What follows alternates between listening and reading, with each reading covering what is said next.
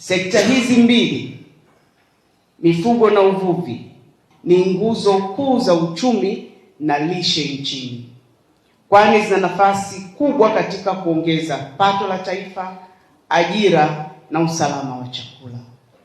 Kwa msingi huu, kongamano hili sio tu mkutano wa kitaalamu, bali pia ni jukwaa la kubadilishana maarifa, uzoefu na mbinu bunifu za kuhakikisha tunazalisha kwa tija na kuendeleza rasilimali zetu adhimu.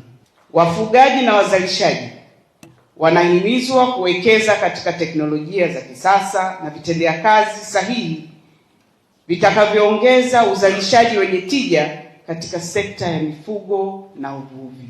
Lengo la kwanza huwa ni kuhimiza maendeleo katika sayansi ya uzalishaji na uendelezaji wa mifugo na uvuvi, na lengo la pili huwa ni kutoa fursa kwa wadau wote katika sekta zote mbili katika tasnia hizi angalau kuweza kukutana kila mwaka mara moja, kuweza kubadilishana mawazo na namna gani tunaziendeleza sekta yote.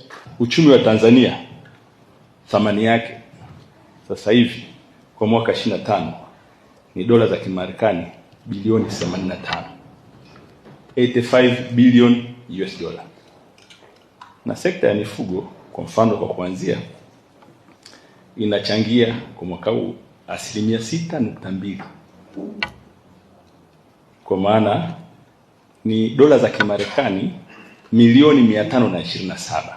Sehemu kubwa ambazo ni drivers za mchango wetu ni kutokana na upatikanaji wa mifugo bora, malisho, maji, huduma za afya, huduma za ugani, tafiti na mambo yote hayo.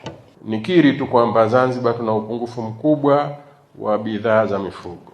Naweza kusema 80% ya ng'ombe wanaochinjwa Zanzibar wanatoka huku. Mbuzi wanaochinjwa kule na kondoo karibu 90% wanatoka huku. Kwa hiyo niwaambie tu wenzangu kwamba Zanzibar ni fursa kubwa ya soko kwa bidhaa za mifugo.